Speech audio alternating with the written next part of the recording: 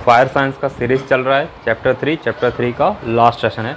आज मैं बात करने वाला हूँ यूनिट्स ऑफ हीट के बारे में, स्पेसिफिक हीट के बारे में, लेटेंट हीट के बारे में और स्टेट ऑफ चेंज के बारे में। नमस्कार दोस्तों, मैं भावेश और आपका हार्दिक स्वागत कर रहा हूँ the mentor face YouTube channel के ऊपर। फेस यानी कि fire, environment, safety and health. अगर आपको अपडेटेड, एक्यूरेट और ऑथेंटिक इन्फॉर्मेशन चाहिए तो मेरे साथ बने रहिए। तो चलिए शुरू करते हैं हमारा आज का वीडियो। आज हम लोग बात करने वाले हैं यूनिट्स ऑफ हीट के बारे में। सबसे पहला टॉपिक, तो जब हम लोग बात करते हैं यूनिट्स ऑफ हीट, तो हीट जो है वो बेसिकली एनर्जी का ही एक पार्ट है। तो एनर्जी के लिए जो यूनिट एप्लीकेबल होते हैं वो सेम यूनिट्स जो है वो हमारे हीट के लिए भी एप्लीकेबल रहेंगे। तो सबसे पहला जो नाम आता है, यानी जो पहला यूनिट आता है, उसको हम लोग जूल के नाम से जानते हैं। बेसिकली जूल नाम के जो साइंटिस्ट थे उन्होंने ये यूनिट जो है वो डेवलप किया था। उसको किस तरह से डिफ़ाइन किया गया, तो जूल को डिफ़ाइन अगर करना है तो हम लोग इस तरह से कर सकते हैं कि मान लो कि आपको 1 किलोग्राम वाला एक किलोग्राम जिसका मास है वैसा एक सब्सटेंस लिया है। उस सब्सटेंस को आपको 1 मीटर तक लेकर जाना है, 1 मीटर का डिस्टेंस कवर करना है, लेकिन उसका जो एक्सेलरेशन जो रहेगा वो 1 मीटर पर सेकंड स्क्वायर रहेगा। यानी 1 किलोग्राम ऑफ सब्सटेंस लेना है जिसका मास है वैसा मास वाला एक सब्सटेंस रहेगा, उसको 1 मीटर के डिस्टेंस तक लेकर जाना है with the acceleration of 1 meter पर सेकंड स्क्वायर। ये जब चीज़ हो रही है उस टाइम आपको जितनी एनर्जी की ज़रूरत पड़ती है उस एनर्जी को हम लोग 1 जूल के नाम से जानते हैं। तो पहला वाला यूनिट हो गया। दूसरा जो यूनिट है उसको हम लोग कैलोरी के नाम से जानते हैं। दूसरे जो साइंटिस्ट थे उन्होंने इस तरह का यूनिट जो है वो डेवलप किया था। अगर कैलोरी को अगर मुझे डिफ़ाइन करना है तो मैं इस तरह से डिफ़ाइन करूँगा कि 1 gram of water, 1 gram of water लेना है आपको और उसको 1 डिग्री सेल्सियस अगर आपको बढ़ाना है उसका टेम्परेचर, उस केस में आपको जितनी हीट की ज़रूरत पड़ती है उस हीट को हम लोग कैलोरी यूनिट से डिफ़ाइन करते हैं। यानी 1 ग्राम पानी लिया, उसका जो भी टेम्परेचर है वो आपने मेज़र किया। मेज़र करने के बाद उसको अगर आपको 1 डिग्री सेल्सियस और बढ़ाना है, उस टाइम आपको जितनी हीट एनर्जी की ज़रूरत पड़ती है उस हीट एनर्जी को हम लोग 1 कैलोरी के नाम से जानते हैं। सेम चीज़ एक और यूनिट है जिसको हम लोग ब्रिटिश थर्मल यूनिट के नाम से भी जानते हैं। बेसिकली ये ब्रिटिश है, तो वहाँ पे उनका जो सिस्टम होता है पाउंड में और डिग्री फ़ारेनहीट में वो लोग टेम्परेचर मेज़र करते हैं। तो आपको 1 पाउंड जितना पानी लेना है, उस पानी का जो भी टेम्परेचर है वो आपने मेज़र किया। उस मेज़र करने के बाद अगर आपको उसमें 1 डिग्री फ़ारेनहीट अगर टेम्परेचर बढ़ाना है, उस टाइम आपको जितनी हीट एनर्जी अप्लाई कर रहे हो उस एनर्जी को हम लोग 1 ब्रिटिश थर्मल यूनिट के नाम से जानते हैं। तो बेसिकली 3 यूनिट हो गए, जूल हो गया, कैलोरी हो गया और ब्रिटिश थर्मल यूनिट हो गया। सॉरी, मैक्सिमम जो केस होता है उसके अंदर हम लोग कैलोरी जो है उसको मेज़र करते हैं। जो हमारे साइंटिस्ट लोग होते हैं वो लोग जूल वाला जो सिस्टम होता है उसको हम लोग, यानी जो साइंटिस्ट है वो लोग फॉलो करते हैं। तो दोस्तों अभी हमारा सेकंड पॉइंट जो है वो स्पेसिफिक हीट के बारे में। अगर स्पेसिफिक हीट को समझना है तो एक एग्जांपल ले लेते हैं। अगर जब भी कोई भी अलग अलग टेम्परेचर वाले 2 मटेरियल को जब हम लोग साथ में लेके आते हैं तो हम लोगों ने देखा है कि उन दोनों के बीच में हीट जो है वो ट्रांसफ़र होती है, और जिसका टेम्परेचर ज़्यादा होता है उसका टेम्परेचर कम हो जाता है और जिसका कम टेम्परेचर उसका टेम्परेचर बढ़ता है। और एक सिचुएशन ऐसी आती है जब दोनों का टेम्परेचर जो है वो इक्वल हो जाता है और इक्वल होने के बाद जो हीट ऑफ ट्रांसफ़र हो रहा है वो रुक जाता है। सो बेसिकली ये जब एक्सपेरिमेंट किया तब उन्होंने, जो भी साइंटिस्ट थे उनको इस तरह से पता चला कि ये जो हीट ट्रांसफ़र हो रहा है उसमें एक चीज़ ऐसी आई कि भाई हम लोग कितनी एनर्जी, हीट एनर्जी अप्लाई कर रहे हैं, पहली चीज़। दूसरा, ये जो भी मटेरियल है उसका मास कितना है, एक ये चीज़ निकल के आई। और तीसरा एक पॉइंट था जिसको हम लोग स्पेसिफिक हीट ही बोलते हैं बेसिकली।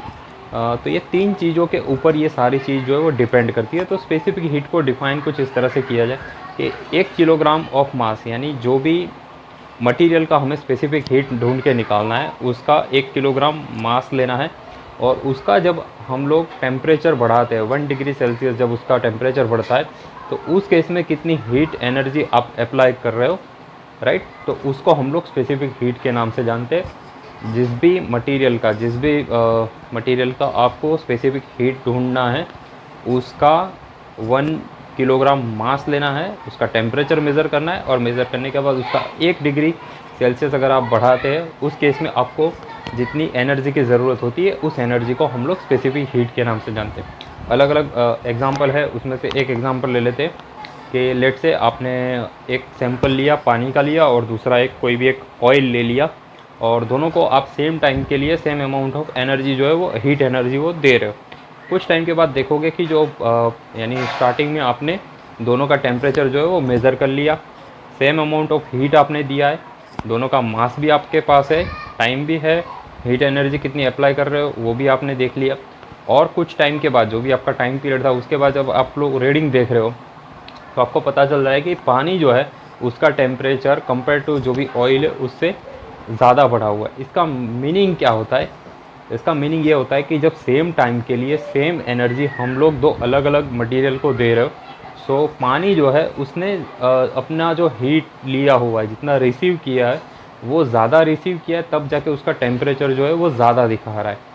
पानी का जो ये स्पेसिफिक हीट है, जिसका यूनिट जो है वो जूल केजी पर डिग्री सेल्सियस होता है, सॉरी माफ़ कीजिएगा, जूल पर केजी पर डिग्री सेल्सियस होता है। जूल पर केजी पर डिग्री सेल्सियस होता है, यानी 1 केजी मटेरियल लिया और उसका 1 डिग्री सेल्सियस आपको बढ़ाना है, उसके लिए आपको कितनी जूल एनर्जी की ज़रूरत होती है। तो पानी का जो स्पेसिफिक हीट है वो सबसे ज़्यादा है 4200 डिग्री सेल्सियस।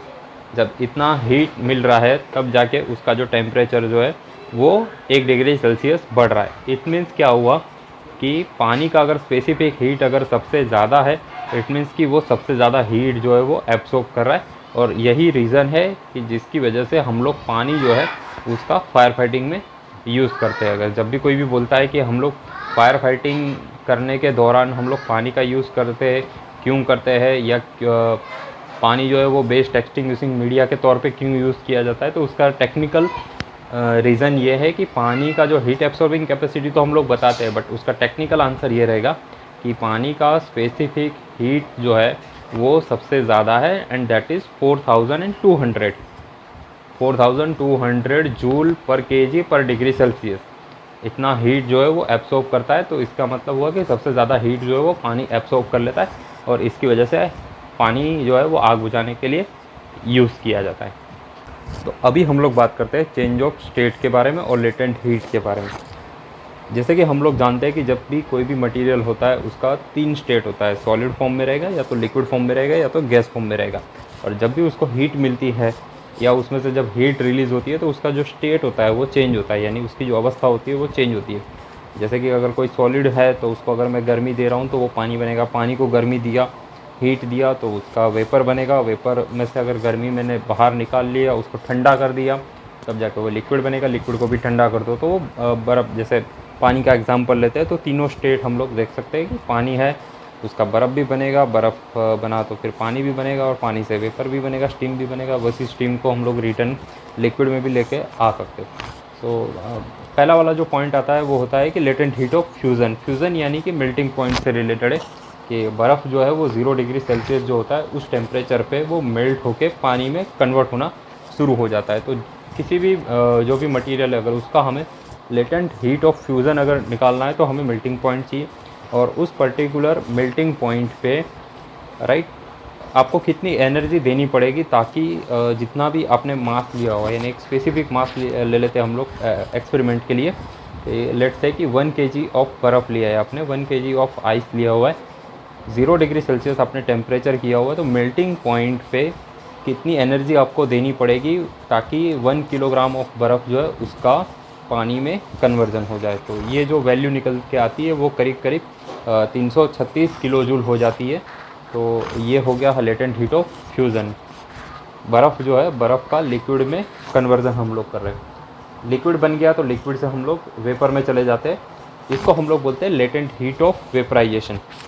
इसमें क्या करते हैं, इसमें भी सेम तरह से होता है, आपको बॉइलिंग पॉइंट चाहिए, क्योंकि इसमें लिक्विड का जो है उसका बॉइलिंग पॉइंट आएगा तब जाके वो वेपर में कन्वर्ट होगा। तो बॉइलिंग पॉइंट जो है पानी का हम लोग जानते हैं कि 100 डिग्री सेल्सियस है। तो 1 किलोग्राम अपने पानी लेना है, 100 डिग्री सेल्सियस तक उसको लेके जाना है। 100 डिग्री सेल्सियस लेने के बाद पूरा का पूरा जितना पानी है, यानी 1 केजी ऑफ वाटर आपने लिया हुआ, और पूरा का पूरा पानी जो है वो वेपर में कन्वर्ट हो जाए तब तक आपको हीट जो है वो कंटिन्यूस देते रहने।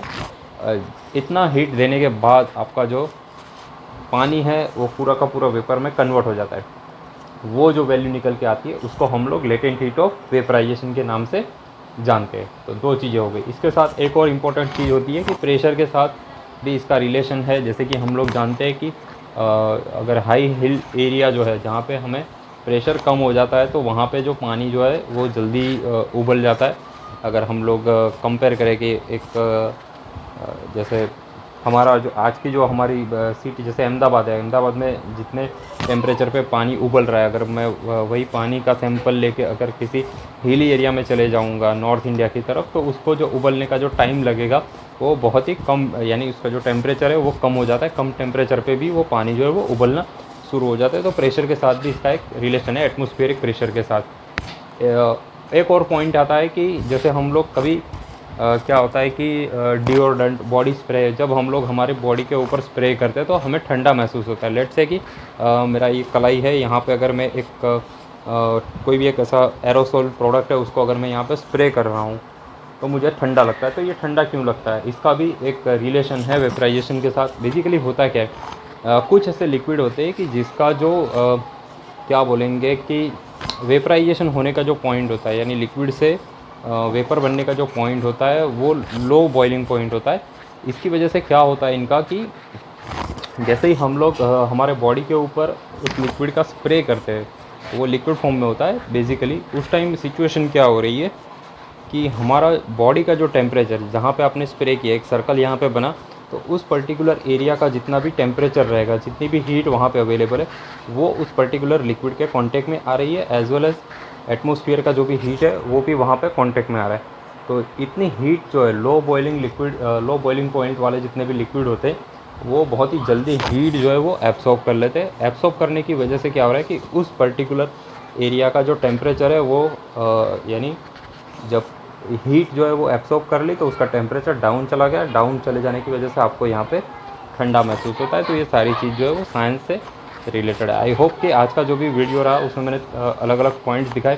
सबसे पहले मैंने यूनिट्स ऑफ हीट के बारे में बात किया, फिर स्पेसिफिक हीट के बारे में बात किया, लेटेंट हीट के बारे में बात किया और स्टेट ऑफ चेंज के बारे में बात किया। और तो आपको जो भी कंसेप्ट है वो पूरा क्लियर हो गया होगा। तो इसके बाद हम लोग हमारा जो चैप्टर 4 है वो हम लोग स्टार्ट करेंगे। Thank you.